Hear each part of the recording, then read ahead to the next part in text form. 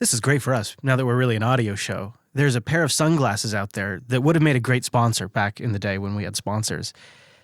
They block out all of the screens around you. And it's not actually all of that tricky.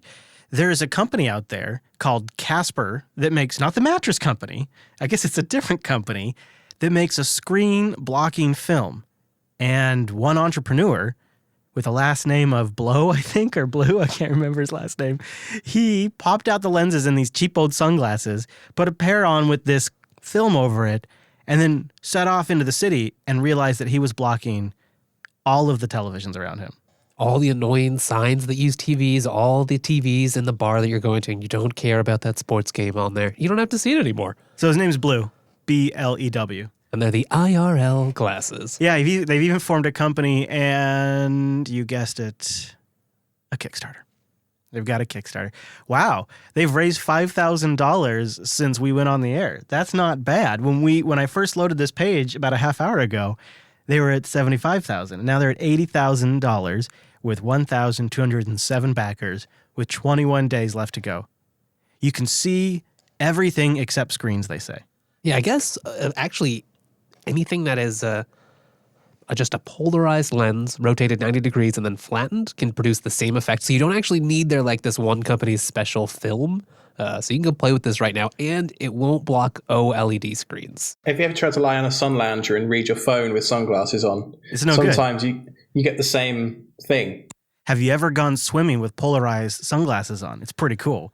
This is one of those kinds of things that I wouldn't mind, but you'd have to bring a pair for everybody. Like, you go sit down at a restaurant and you're wearing these sunglasses, it'd be distracting for everybody at the table.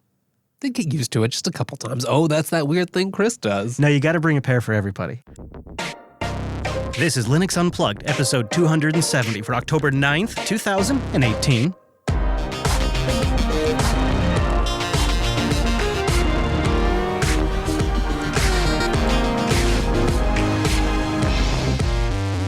Welcome to Linux Unplugged, your weekly Linux talk show that's drying the tears of those G+ users. My name is Chris. My name is Wes. Hello, Wes. We do have some Google news to get into today, but not too much. We won't overwhelm you because then we have some big Plasma desktop news, some upcoming GNOME announcements, as well as a bit of a GNOME history lesson. We're going to go back to the good old days when Linux on the desktop wasn't a joke, it was the hype. And it's actually where that saying, the year of Linux desktop, came from. We're going to go back to that era and look at some fascinating times that resulted in software that we're still using today, but you might not know its heritage. We'll dig into that. Then, later on the show, we've made no secret about it. We are big fans of Red Hat's Project Stratis.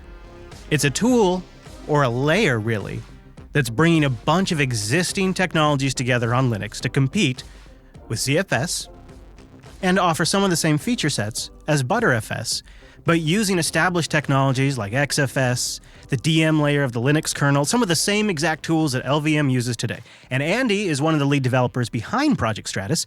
He's going to come on and give us the high-level pitch of what it does, what it is, and then answer some of our questions that get down into the weeds. And after that, I'm getting organized, and I am using this week's app pick to do it. I'll share the app pick for you that I'm using to get my life in order, for goodness sake. But before we go any further, we got to bring in that virtual lug. Time-appropriate greetings, Mumble Room. Good evening. Morning. Greetings. Wake up and smell the Howdy, y'all. I love it. Hello, Mr. Badger, Minimec, Popey, Sean, Spazzy C, and Wimpy. It is good to have you in the virtual lug today. Let's just get the elephant out of the room.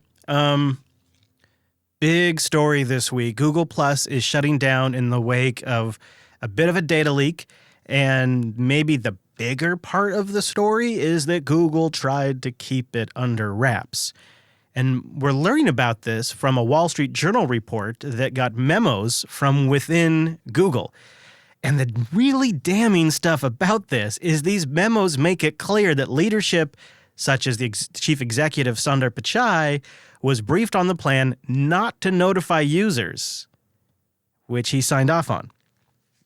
This is a huge story, and it seems that there was a, quote, glitch in an API for Google Plus between 2015 and March of 2018, when an internal Google investigation discovered and then immediately attempted to fix the issue. This is one of the reasons why they didn't make a disclosure about it. It wasn't that somebody came to them and then got a bug bounty. It was that Google found this during its own internal audit, which is commendable in some ways.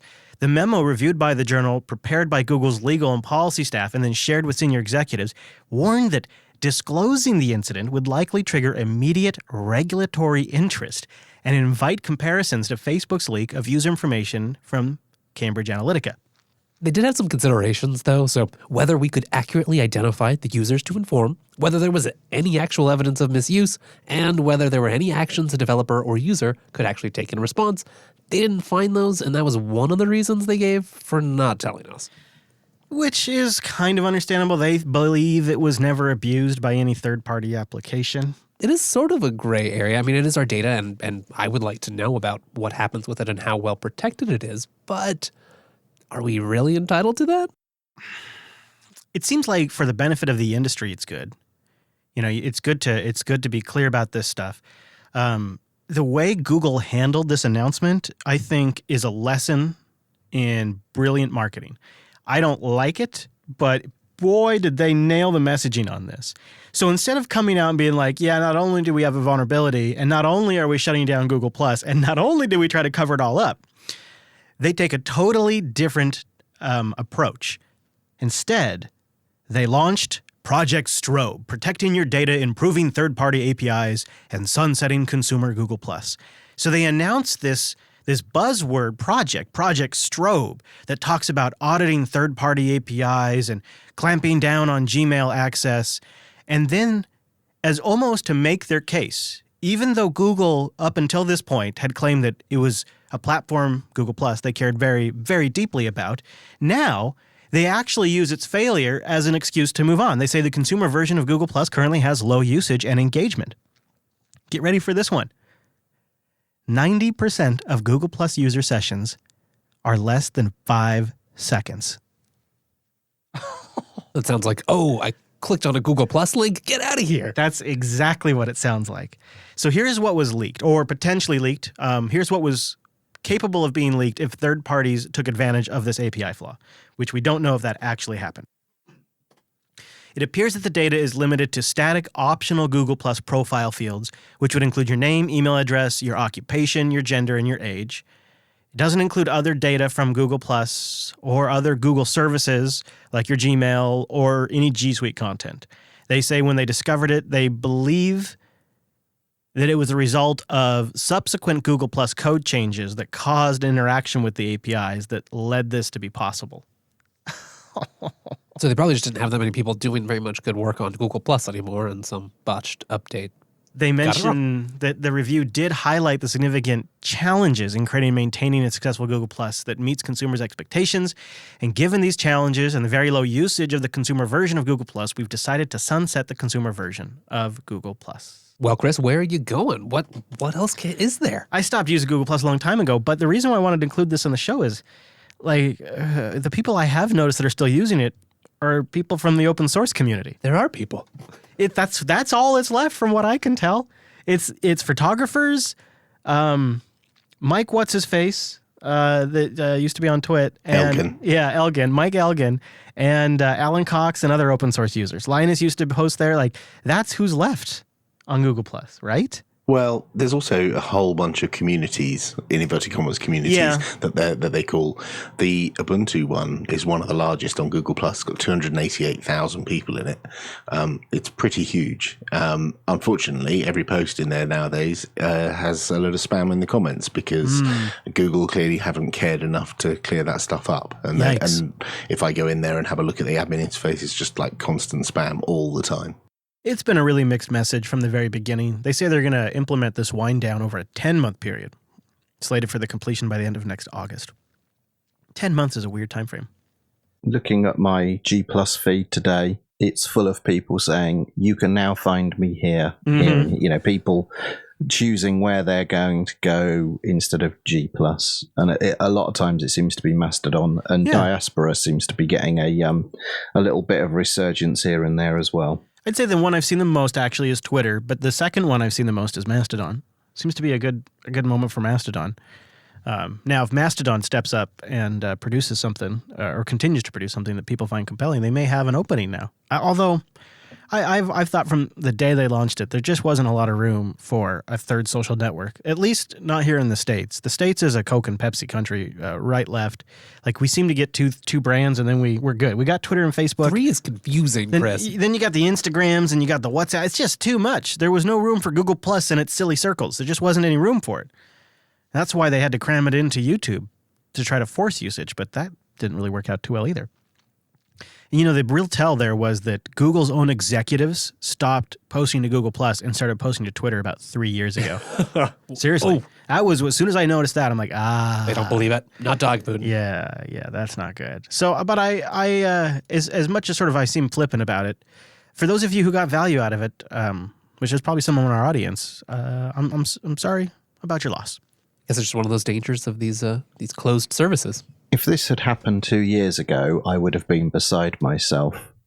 But it's been waning for a while, and certainly since Mastodon sort of caught people's attention about a year ago, or people within the open source community about a year ago.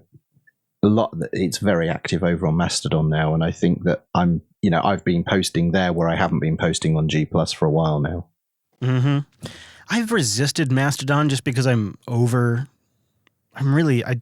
don't particularly like social media. I like chatting with audience people. So that's why I'm on there, and I like tweeting back and forth with audience members. But the rest of the people that are on social media, I generally find them to be obnoxious. Like I don't know. I don't like any of it. I don't like, I generally am not a big fan of groupthink. So when everybody starts freaking out about the same thing, I immediately kind of pull back and go, oh, what's going on here? And that's totally common. The mob mentality is super common on social media. And I'm not into it. It bums me out. So I've pulled back a lot. I mostly just go for the list that I have now on Twitter where I can follow my friends and my @replies, and so I can reply to audience members.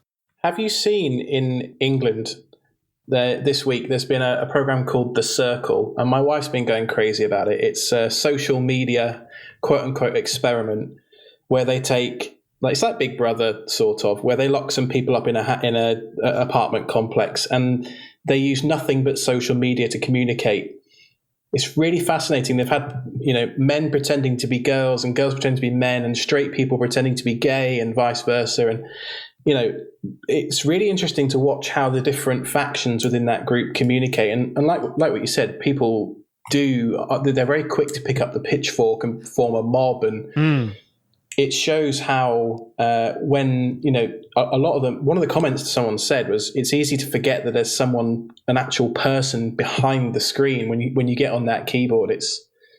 And I think we see that all the time in YouTube comments, in Reddit comments, in some of the dross that's on the internet. And I think things like Google Plus and Facebook and whatever, because they were real people, they had somewhat of a slightly less crappy signal to noise ratio, but they were kind of one of the loudest voices on use your real name, use a profile picture.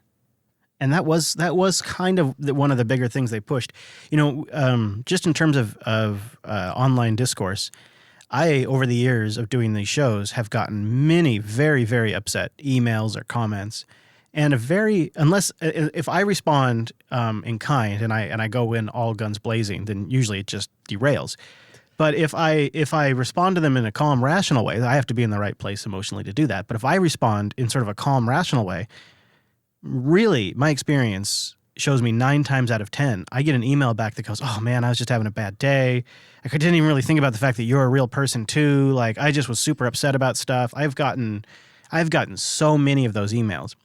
And I've been getting those since before Twitter even existed, when Twitter was a podcast app that was called something completely different. And my point is when I use these social media networks, I see that same disconnect that I have had interactions with over email and now other mediums, where people are not really wired up to fully contextually communicate this way. And it's another reason why we often come on this show and say, if you can even just once a year go to a open source style, Linux style community event and meet some of the people that you talk to over the internet in person, it will change that relationship. And the reason for it is, I think that the meat sack that sits between our ears is a little more tuned to those types of interactions where it can get body language context and the tone of your voice and the context of the conversation and all of those nuances that help you make an informed decision about what the person is saying.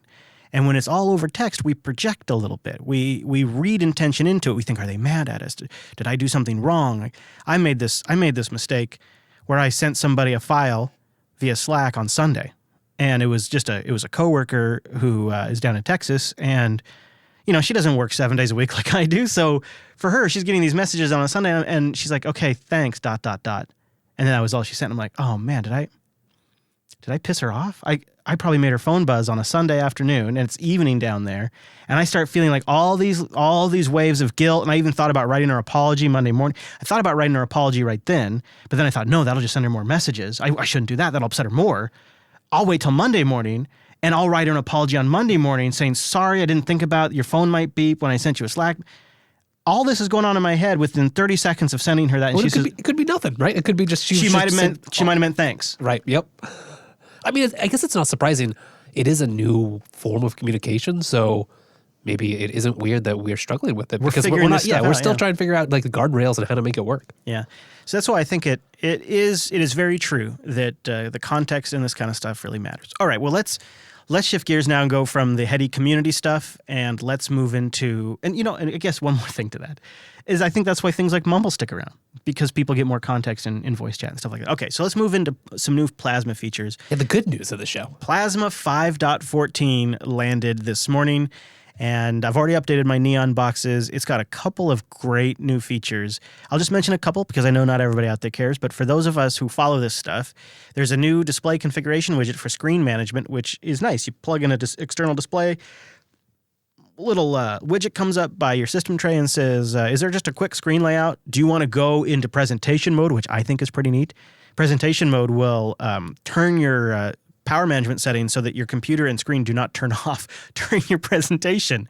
And then it can enforce in certain conditions presentation mode over applications like Chrome. Pretty nice.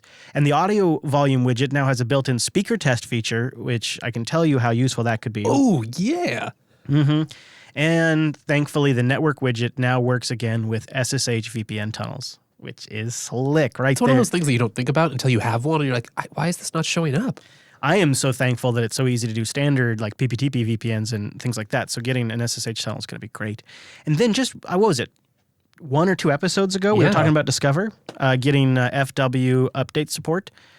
So now, if you're on Plasma 5.14 and you use the Discover software manager, you'll also be plugged into LVFS and get firmware updates for your rig.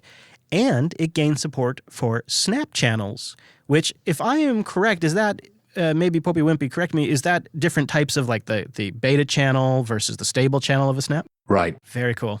Yeah, this was a conversation we had when I was back at Academy a few weeks ago. Alesh is one of the KDE Discover maintainers. And yeah, one of the most desired features was the capability for people to switch channel from within the GUI, so they don't have to use a command line like a barbarian, but switch channels directly in the user interface. And they've implemented that in the few weeks since I was in Vienna, which is really good to see. No kidding. Talk about some quick turnaround. Also some improved support for Flatpak. If you try to install a standalone Flatpak file, but the whole Flatpak backend hasn't been installed, it'll now ask, hey, Genius, do you want me to install the Flatpak support for you? Very nice. And then KWin continuing its march towards excellent Wayland support. There is a fix in there to correct copy and paste between GTK applications. Oh, good. I am so glad to see that. Yeah, because if you're say you had like gedit open and you wanted to copy between gedit and kwrite or Kate, you couldn't do it before on Wayland. So that's been solved now.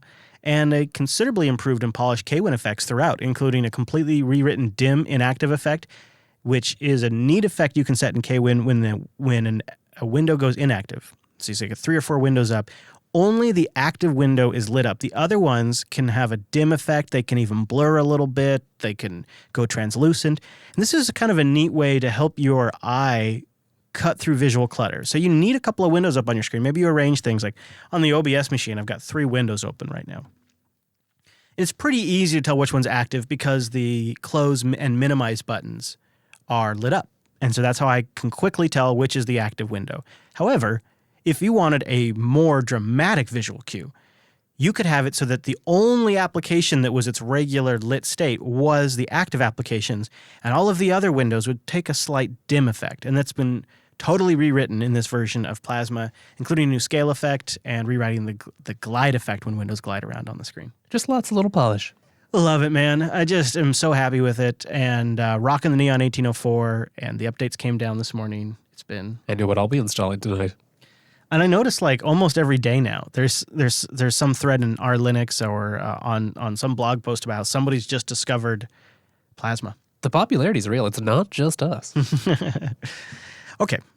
Nobody has anything to add to that. Then let's change gears to... I do. I love KDE. You know I do. I say it every week.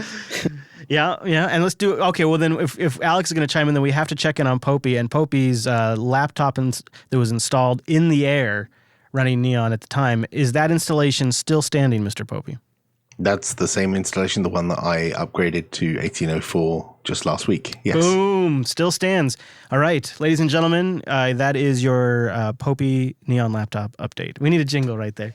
All right, now shifting gears to GNOME. There's going to be some changes coming down the road, probably in GNOME 3.32. The application menus, or the app menus as they're often called, are the menus that you see up in the GNOME 3 top bar with the name and the icon for the current app.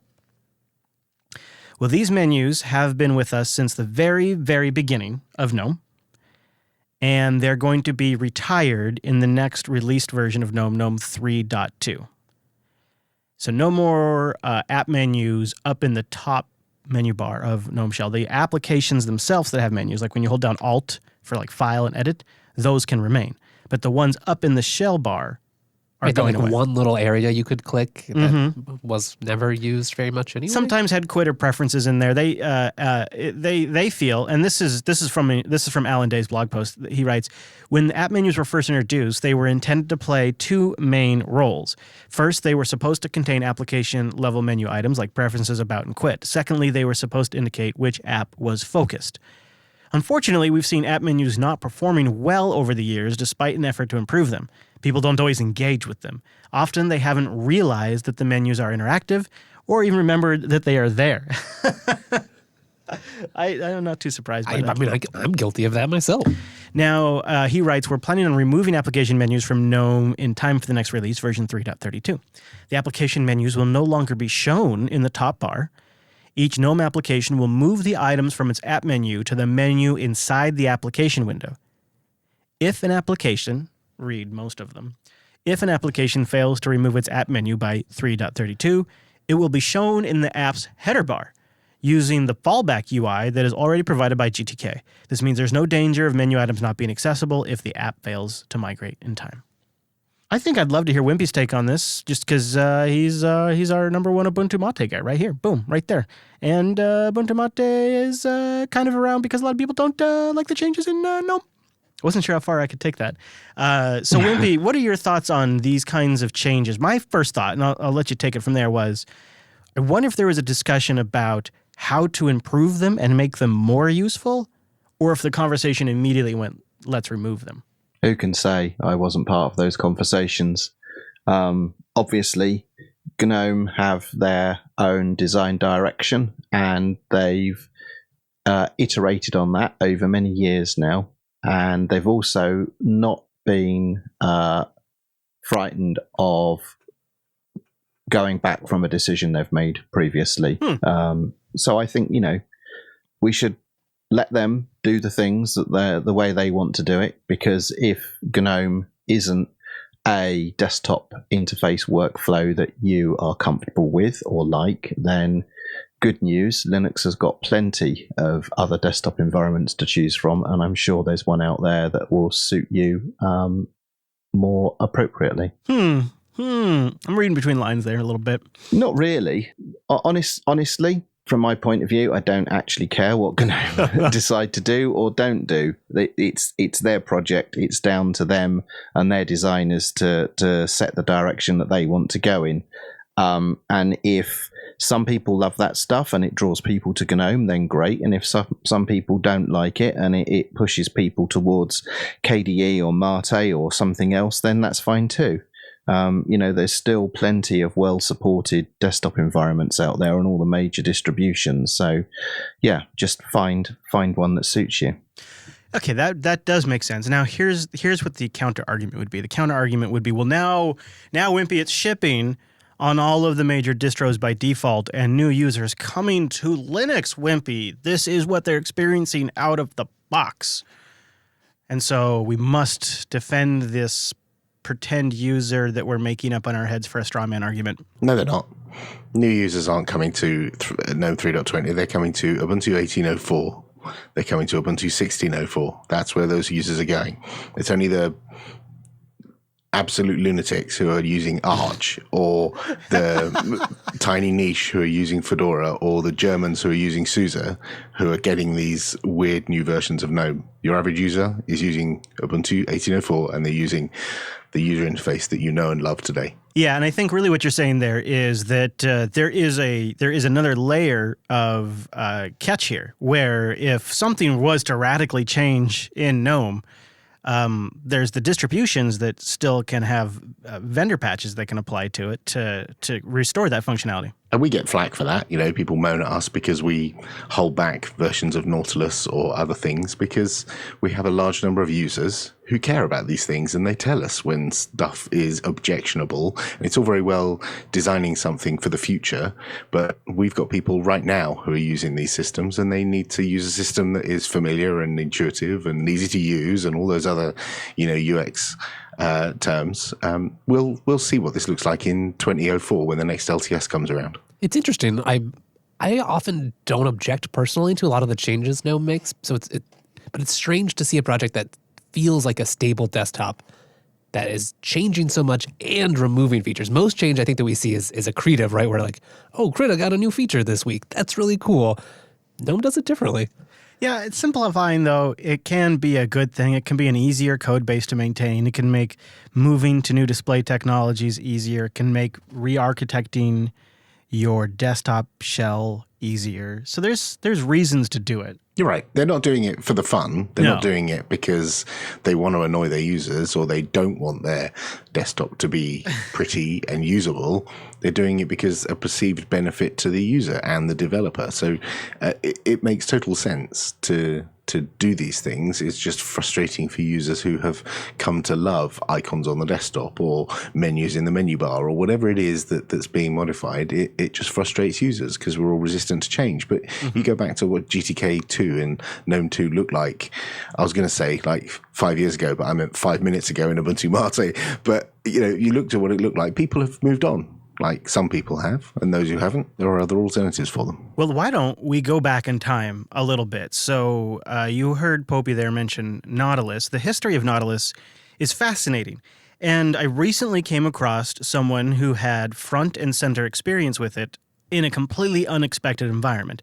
In a book that's out now that I'll have linked to the Audible version in the show notes called Creative Selection. And it follows someone named Ken Koesita, I think is how you say his last name. And he is a software engineer who has been involved in the industry for a really long time. And he eventually wound up at Apple, and he created the keyboard for the iPhone and the iPad and the Safari web browser. And his story about trying to get Mozilla's source code for Firefox back in the day to build is great. How they discovered Conqueror and then decided to go with WebKit. Like, that whole story is in this book, and it's fascinating. But before you get there, there's a little history lesson about a small little company that you may have heard of before named Easel. Easel was founded by Andy Hertzfield, who's also an Apple alumnus, in 1999 in a little town called Mountain View, California. It had 22 employees and had managed to raise about $12 million. That's not bad for a small crew. And in Ken's book, he goes into some of those early days at Easel. Before coming to Apple, I had a job at a startup called Easel. Our goal was to create an easy-to-use Linux system suitable for everyday computing, a free software alternative to Apple Macintosh and Microsoft Windows. The company was led by programmers who worked on the original Macintosh in the 1980s, including Bud Tribble, the first software manager for the Mac, and Andy Hertzfeld, the software wizard whose graphical user interface code helped to set the Mac apart from the text mode personal computers that were the norm of the time. These fellows were my heroes, and I joined the company to work with them. The elegance and simplicity of their Mac software was my main inspiration for wanting to become a programmer. The inspiration for Easel came from Andy, and his vision for the company was fueled by the free software movement Andy identified with Stallman's idealism, and by the concept of developing a file and icon manager that would make Linux a fitting competitor to Windows and the Mac, its more established rivals. So their core product was really going to be based around what we call today GNOME Files, but GNOME Files is based off something that we all refer to as Nautilus. Andy called this program Nautilus, and it would help Easel users find files, read email, launch programs like word processors and spreadsheets, and perhaps do cool new things like keeping track of a few digital photos. Easel contributed Nautilus to the GNOME project, a loosely confederated free software community whose members, both individuals and companies, would be providing the rest of the software for the desktop computing system we were trying to build. To be a part of GNOME, Nautilus had to be licensed under the GPL. This had important implications for Easel as a commercial entity. Since people would be able to download Nautilus for free once we finished it, the company had to figure out some other way to make money. Not surprisingly, this involved creating proprietary software that Easel could charge people to use, a set of proto-cloud services including automatic software updates and online file storage. These cloud services would live in an Easel data center and would not be free. The idea was to integrate Nautilus with these services and position our no-cost software as a lure to draw people to Easel's pay-to-use features.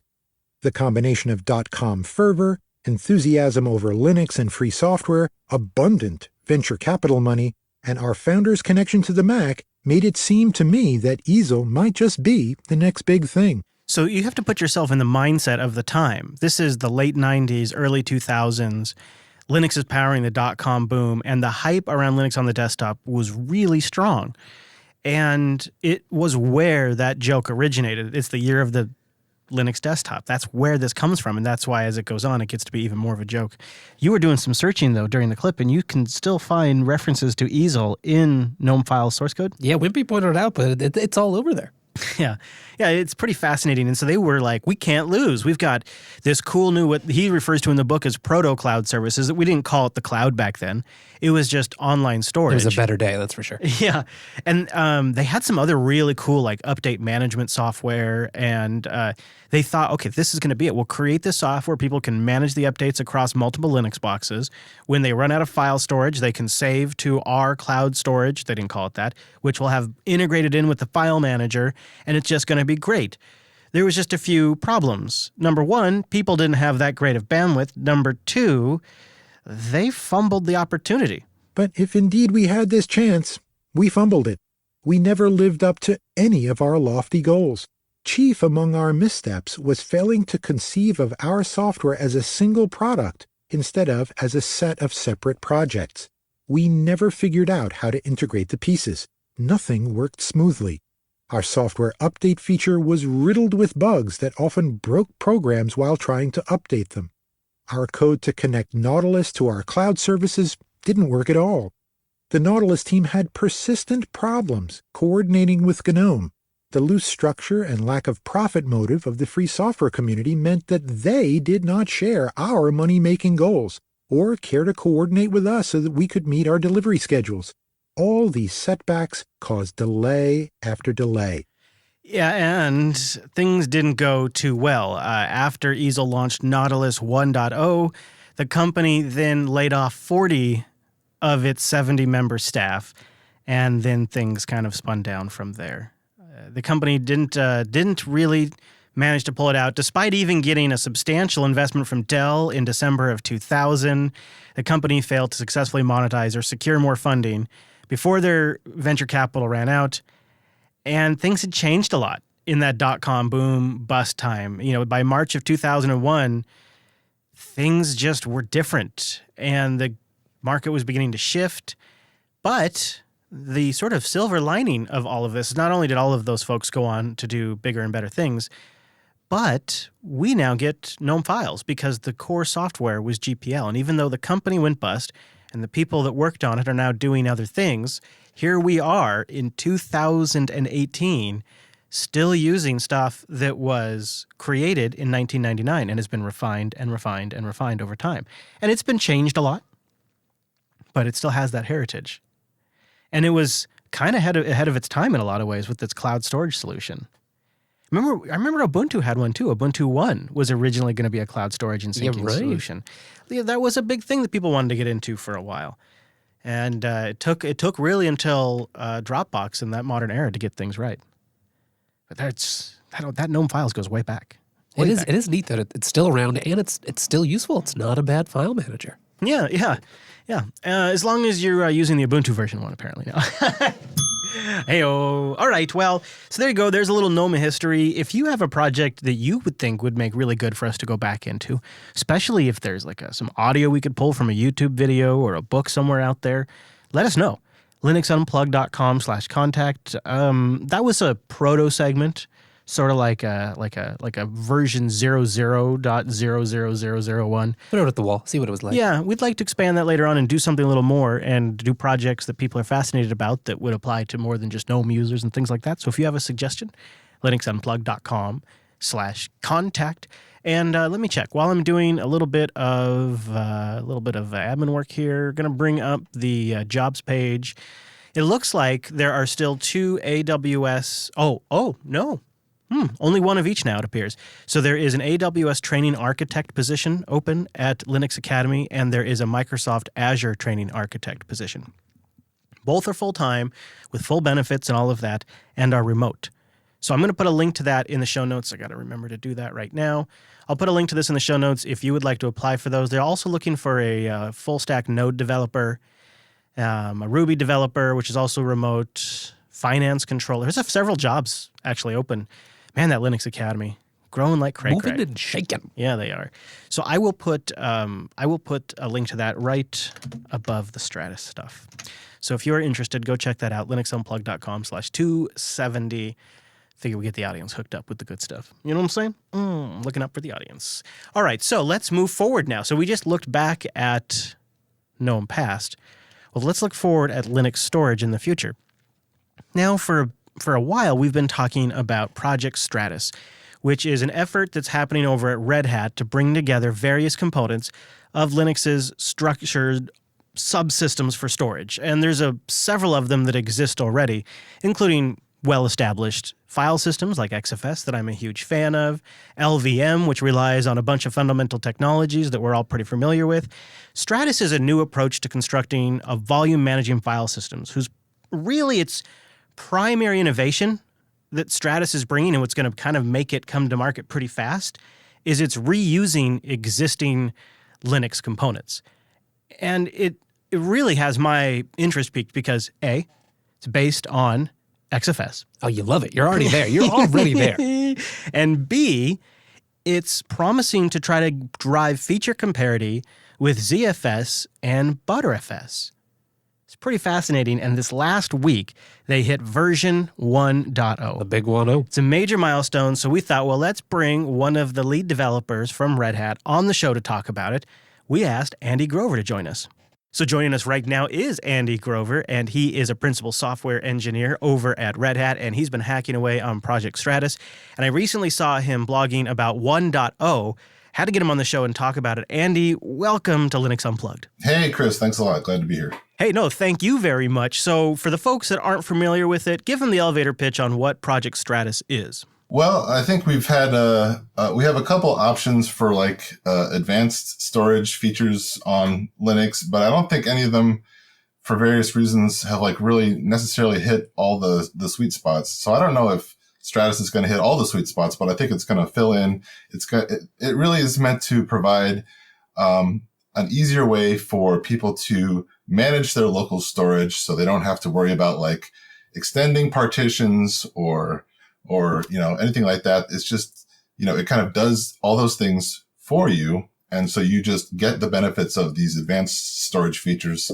There's like ZFS and Btrfs. They have snapshots and they have a lot of built-in features that we want to make easy to use for everybody. So that's kind of where we're trying to come from.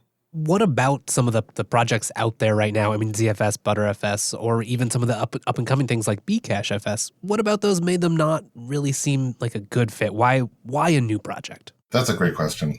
Well, I think coming as a Red Hat developer, I think ZFS is just, the licensing terms are a real problem for the powers that be to go with that. Not that other distros haven't said, hey, okay, we're gonna go for it. But, I think Red Hat and Fedora, very conservative when it comes to like patents, codecs, and the licensing. So that kind of ruled out ZFS as something that we could do. Btrfs. Oh boy, I can't believe it's not Btrfs. Yeah, right. I mean, it was in tech preview in RHEL 7 for a long time before it got pulled. I'm sure you talked a lot about that. So yeah, it just hasn't quite gotten there yet. I know some distros are shipping it, but like even like Ubuntu, they're shipping ZFS. So I don't know. It's just like it's not quite what we need it to be. It hasn't passed the test, the sniff test. Essentially, it hasn't quite got enterprise grade stamped yet. Well, I don't want to say that it's not right for some people, but it's not right for everybody. So yeah. So fair enough. So, but okay. So I think the core of the question is trying to fish out why not launch a 10-year project and build the next revolutionary file system for Linux? Why was that not the solution? Well, I think you kind of answered the question right there. Yeah. So time is imperative in this. Do you feel like maybe Linux is a little behind, say, what ZFS is capable of, and so we needed a practical solution that was bolting together existing tech? I think that there were some, and this has happened before with Linux. I think, we were behind early on in our USB support, and we kind of like other OSs kind of highlight some deficiencies, and then we kind of like rally an effort and catch up. So I think we're a little bit behind, and it's not that you can't do everything on Linux. It's just, LVM.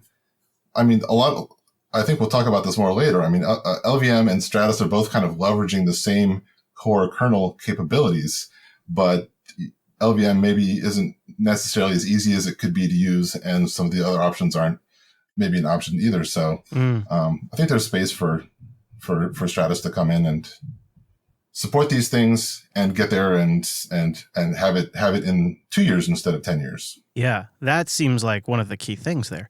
So what are some of those things? You touched on this just for a second there. It sounds like Stratis would be using some of the same plumbing that LVM's been using for years. What are some of those existing well-established components of Linux that Stratis takes advantage of? Well, I think people a lot of time, if they've used LVM, there's LVM, and then there's this thing called Device Mapper, and Device Mapper is the kernel code that LVM uses. So you can use Device Mapper through LVM, but you can also use Device Mapper in other ways. And Device Mapper, learning how to use Device Mapper for me was really like a kid in a candy shop, because I mean there's so much there. There's so many capabilities. There's RAID, there's thin provisioning, there's integrity, there's all these fringe device mapper targets that different people have written that do different cool things. And all of those things can be put together in different ways and used in different ways. And you can use LVM to do that, but there are also different ways that you can put the Lego blocks together. So that's what we're trying to do with Stratis and make those available and more friendly to use. Mm-hmm. It really seems in that sense that Device Mapper is doing a lot of the magic, and you've just been able to tie it together and add on a little bit of niceness with XFS on top. A lot of it, yeah. So, I mean, like one thing that Stratis 1.0 supports is thin provisioning. So that this is something that lets you create file systems, and they don't actually use the amount of space that they're actually using, and you can have a pool that's shared amongst different file systems. Stratis supports this, but it's like we haven't had to like implement it. The other smart people who have implemented the thin provisioning support in Device Mapper, we just get to make use of that. We get to make it easier to use for people. And that that saves a tremendous amount of effort to leverage that. And like you said, to leverage, XFS file system. We don't have to write a file system. We have a great file system that we can just pick up and use. So amen to that, brother. Yeah. Amen. So speaking of great file systems, one thing I've always enjoyed about ZFS is, by and large, I can kind of move things around. If I've made a data set on one machine, as long as it doesn't have a lot of crazy feature flags, I can use that on another machine. How's that going to work for Stratis, especially if different kernel versions, different user space tools exist? Will it be portable? I think it won't be entirely it all goes back to the things that Stratis is kind of wrapping and putting a bow on. So it's like, you need a file system, you need a kernel that supports XFS. Well, they're all, that's all of them at this point. You need a kernel that supports the device mapper targets that we're using. So that's then provisioning, and cache target. So, and that's pretty much all of them too. But there's a lot of other device mapper targets on the horizon. One really exciting one is called VDO, which does block level deduplication and compression. So if in some future Stratis version we incorporate support for VDO, then that would mean that we'll have checks and stuff to make sure that if you then move that file system to an older machine that doesn't have support for that in the kernel for that's a consequence of, if it's not there, then it can't work. So that's kind of where we are. Okay.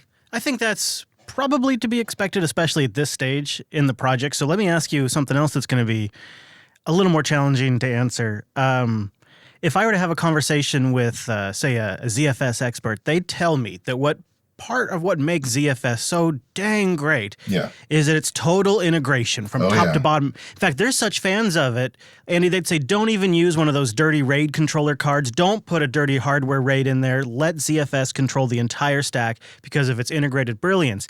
And then Andy comes along and says, actually, we could do this with a bunch of different existing technologies and have something that works great. What's your response to it has to be integrated or it's going to be bogus? That's yes. It almost feels like a religion war when I hear them talk about it. It's like it's a way of believing that, like, it's a handcrafted integrated solution. But in a way, Stratis feels more like a genuine old school Unix solution. I think that's a good point. I mean, so Unix is about like reuse and combining things that do one thing into things that do multiple things. So ZFS has been called a rampant layering violation, and I think they did it for good reasons. There are advantages to doing it that way.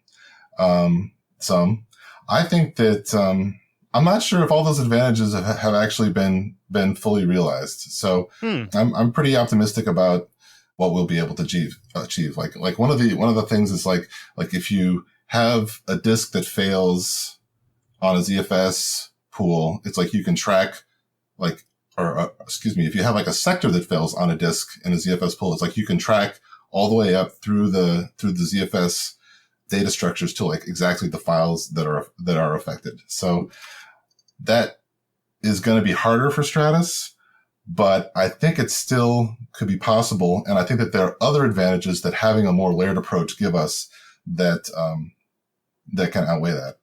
So looking at some of your documentation, it really became clear that the API is a core part of Stratis and that there's a lot of design around making that like a prime feature. Yep. Why is that? Well, I think if you look at the state of computing now compared to 10 years ago, we have this, kind of, if you want to call it a renaissance, you have this move to the cloud, you have orchestration, you have Kubernetes, you have Docker, you have Puppet, you have Chef. I mean, individual machines are less configured by people and more configured by, kind of layers of automation on top that, to achieve more productivity. So I think it was very important for us that Stratis be able to work within an automated environment. And I think having the API is very important to making sure that that's possible. I mean, I'm grateful already just if I don't have to do any more text scraping of command line utilities. If there's a real API, oh boy. No kidding, right? I'm really not a fan of scraping of command line tools, and that's so I really feel strongly at that, and that really kind of made the API be something that we really wanted to focus on.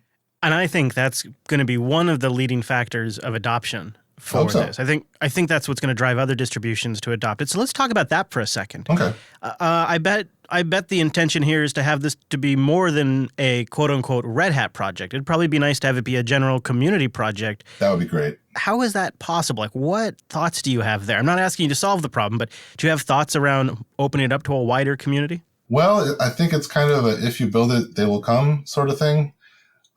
Just like practicing as much of our development in the open and on GitHub as much as possible. This ongoing discussions in IRC, that's what we can do, and publicizing it and kind of stating our desires to work with other people.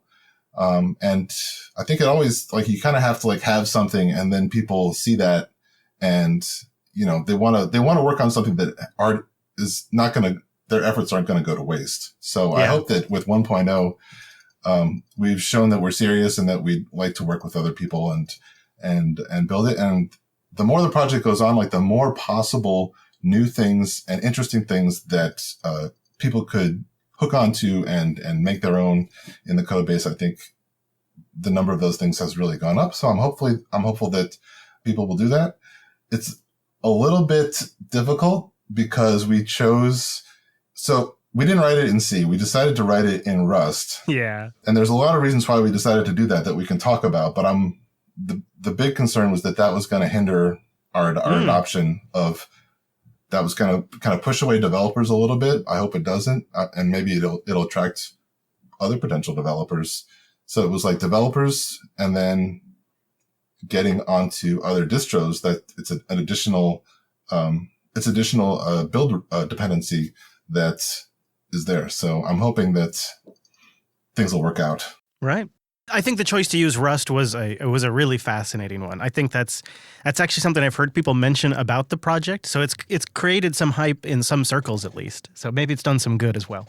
Yeah, the little Rust circles, they're definitely behind us. Yeah, passionate. Okay, well, 1.0 is obviously a big deal symbolically. Does this mean I should be using Stratis? Are you recommending it for general use or even just for playing around, or should we hold off a bit? I think 1.0 is important for a couple big reasons. Like putting a stake in the ground and stabilizing our on-disk metadata. I think that was important. Let's just say we're working on a 1.01 release right now that's going to fix some pretty serious issues, and we're also working on a 1.1 release. So I would definitely hold off. Even adventurous people, just give us like a couple more months, and then the less adventurous people, they can hear what the adventurous people say, and then they can make a decision at that point. Is the goal to get 1.0 of some form shipped in Fedora 29? Yeah, that's the goal. We're a Fedora feature. 0.5 was in Fedora 28. Oh, yeah. And was pretty rough. But, I mean, it's more about, like, you kind of need these milestones for yourself and for people who are following the project to kind of understand where the things are. So 1.0 will be in Fedora 29. I think that's going to be probably the best place for a lot of people to try out Stratis. I heard you say we a few times.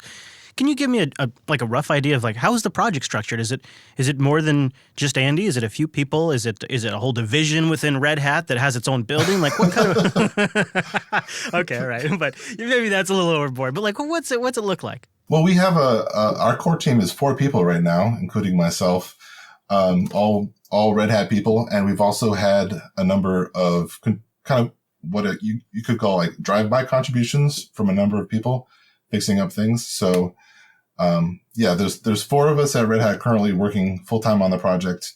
And, hopefully, we can attract some more small contributions, and then those small contributions can lead to larger contributions. Well, Andy, I'll have links to the project page, your Twitter. Is there anywhere else you want to send people to that might be interested in the project? Well, we had a G Plus page before they killed G Plus. Too soon, Andy. I would also just make sure you put the Stratis Storage Twitter. I think that's the primary one. So okay. We will have that in the show notes as well. Well, Andy, I hope you and the team keep up the great work. We're pretty excited to watch where this project goes, and thanks so much for coming on the show and explaining some of this to us. Maybe we'll chat again in the future. All right. Well, hey, thanks for having me, and have a good one. It's going to be an XFS future, I think, at least for a lot of us. Not like ZFS is going anywhere, but it'll be nice to see this sort of become an option for Linux users, I think. I'm delighted to hear they've based it on existing technologies for the most part, and most importantly, XFS. I am looking forward to the thin provisioning. I was talking to Wes about that. I have a 1 terabyte NVMe in my disk, or in my laptop. It's a 1 terabyte disk. And I am really looking forward to just saying, make home a terabyte, and I'll just figure it out later. I have to look at the space eventually at some point. And LVM was always too much to manage. This is going to be nice. Yeah, you have a simple, I mean, we've already tried it. The command line interface is pretty clean. It was easy to get set up. It's easy to use. It's fast. So there's not a lot of blockers once you actually have a package to install. All right. Well, we'll keep an eye on it, see where things goes, and we'll have all the links in the show notes where you can read more, including get diagrams about how this thing works, at what layer it's sitting in the Linux stack, and all of that is there. Also, for your reading enjoyment, this is a great benchmark that Wes found over at scalegrid.io, and they decided to compare XFS and Extended 4 on their AWS EC2 MongoDB instances. How about that for a title? And you know what? Both are great file systems is the long and short of it. And if you have a moderate to, average rig, you're really not going to see much of a difference in terms of performance. Probably just doesn't matter, right? Pick the one that is easiest to use. However, if you have a significant workload or you have a particularly fast rig and fast disk, well, this is how they summed up the difference. I thought it was pretty good. They say XFS is spectacularly fast during both the insertion phase and the workload execution. And they say down in the really pushing type workloads that XFS maintains its lead and its throughput better than Extended 4 does. And in general, in performance terms, XFS is indeed a force multiplier when paired with high-speed disks that can take a real advantage of a high-end PC. It is a force multiplier, they write, Wes. A force multiplier. XFS is just great. I just really love it. That's why I was so stung when those guys and gals over at Dropbox announced that they were ending support for anything. It was rough. It's such a good file system. I'm not over it yet. Replacing Dropbox is one of the many things on my to-do list. I got a lot going on. Living the VP life these days, Wes. I got wound care. I got a lot going on. I got 3 kids, Wes. You don't even sleep. That's Holidays. How busy you are. This is actually true. This is just a lot going on, and I need to manage all of it, reclaim some of my sanity, so I've decided to get my crap together. So you got just a big wall of Post-it notes? I assume that's what you're doing. Actually did start with a whiteboard. Realized that did not scale. Also was not portable, and could not be done on the fly via my phone. So then I wanted something that would let me manage my tasks from the phone, from a LadyTube, and from Linux. That's a big ask. Those are some integrations. There's some really nice to-do apps for every phone out there. They're really great, but they're only available for the phone. They don't have a web component necessarily. That's a kill. I can't. I need something on the desktop. Or the ones that do Wunderlist have never really stuck with me. It's never really held me down. I can't really. It just doesn't work with me. Well, I'm pretty pleased so far with Todoist, and I've linked in the show notes. It is an Electron app, but it is a wrapper for the official Todoist web app, and I tried a couple of them. There's a few of them out there if you search for this, but this is the one I like the best. It'll support auto start and minimize down to the tray with a system tray icon. It has keyboard shortcuts that work more like the native application. It has just a native-like desktop feel. It has the quirks of a web app, but they've gotten it pretty close, and it comes available as a deb, or it's in a lot of different repos. Oh. So it's easy to get going. And I've combined this with the app on the phone and the app on the LadyTube, and now I've got sort of ubiquitous task management.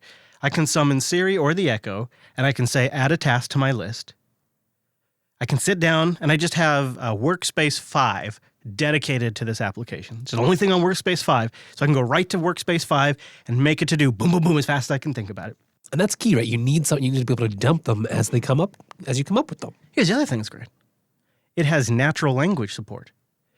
So if I need to, say, write down a task to finish the expense report for that lunch we went out to on Friday, I can write finish expense report Wednesday at 1 p.m., and it will automatically it'll understand that, and it'll create the finish expense report, and then the Wednesday, and it'll itemize all of that out and create a reminder. Oh. Yeah, and put it on the calendar. It's nice. It's really smooth. So getting a version on Linux that felt close to native, that had a tray icon and all of that kind of stuff, to like a full-fledged application, that's what sort of pushed it over the edge for me from some of the other ones. So we'll have a link into Todoist for Linux. There's a lot of them out there, but only one of them passed the Chris Sniff test. So you got to check that out. I mean, I know you're picky about these apps too, so you're pickier than I am. So that's probably a good bet. It's worth checking out. You watch out. Don't get me too hyped, because if I go all into it, then I'll sign up for the enterprise version, and I'll be getting you to install it. So, all right. Well, I'll see how it goes. I like it. You say that now. It's pretty cool. It does have good team management features. And the other thing that kind of made me want to use Todoist over some of the other quote-unquote services or self-hosted solutions, I want something that is a to-do application for a spectrum of my life. Like it's not like a full spectrum to-do management. It's like it's kind of like a narrow slice of the things I need to do in my work and personal life. It's kind of a weird way I have it. Okay. And so I'm using Todoist for that. And for this particular slice, it's really great to be able to send things in and out of Todoist from different applications. So I've got like this OCR scanner for my phone. Yeah, I hold it over a receipt. And like just some document you want to, yeah, totally. It imports all the details, and it figures out what I paid at the restaurant, and then I can import that into the expense management system. All of that routes through Todoist. Todoist is sort of like the central piece that can coordinate all of that, so it's really nice to have something that has an API. You don't get from a self-hosted Task Warrior server. Yeah. I've tried, and I mean, it was not too bad, but and just not that shiny. I could see a place for like a separate task management system that was for like stuff with the family and the dog and, like my medical stuff. Yeah, I've had some look for like shared Trello boards for that sort of thing. But that's for like full Trello, Wes? That was for some bigger planning. Maniac. Maybe this works better for things where you're just like, firing off one-off tasks you need to not forget about. See, TechMav knows exactly what's up. TechMav in the chat room says, ScanBot and Todoist. This is what I'm talking about. This is what actually pushed me over, is when I started using these two apps together. Mind blown, man. Just mind-blowingly. It makes doing some of those tedious things that I hate to do and forget to do easy, because when I have the receipt in my task manager, it's like when that task comes due, the information I need to complete the task is right there and OCR'd for me, copy paste, boom, I'm done.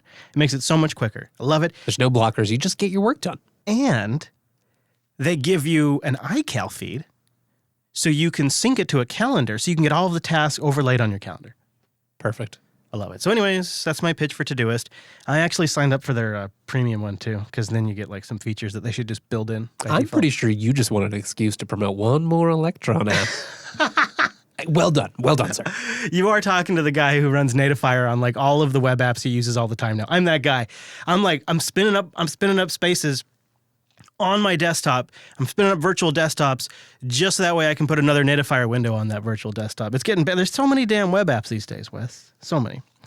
All right, well, go get yourself some more Popey and Wimpy and Mark too over at the Ubuntu podcast. Go enjoy another fine episode. Is it season 11, episode 30 that just came out? It is, yeah. Ooh, it's getting close, isn't it? It's getting close. It's almost end of season time. Oh no! Yeah, three months, and then we'll take a season break. Oh, okay. 3 months. That's not too bad. When are we going to do that? Yeah, we finish at Christmas.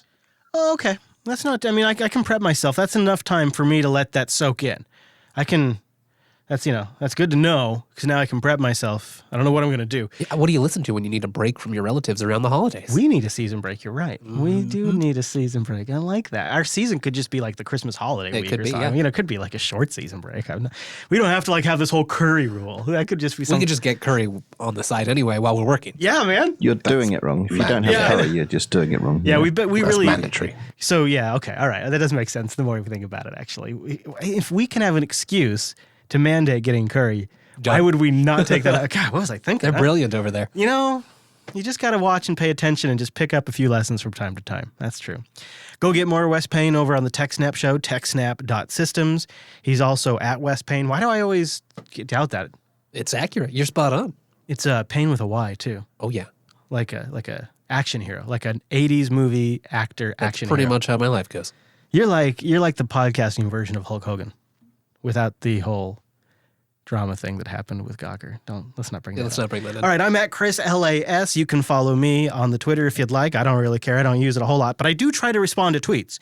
So I try to be a good Twitter citizen that way. I'll also mention the Telegram group. It's been quite a while since we've plugged that, jupiterbroadcasting.com/Telegram. Go there and join the conversation. And every now and then a random host pops in there and starts chatting with people too. It's pretty fun.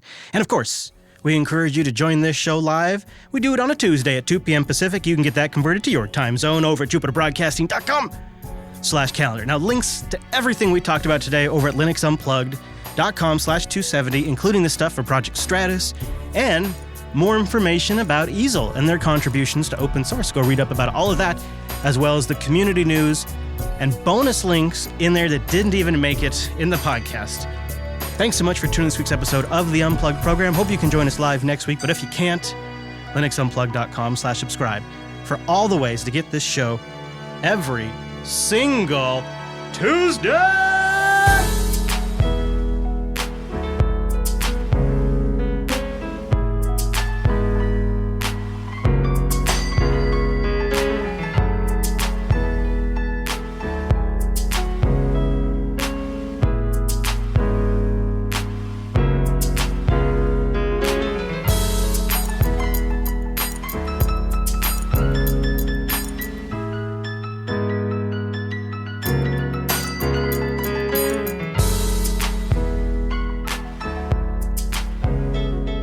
All right.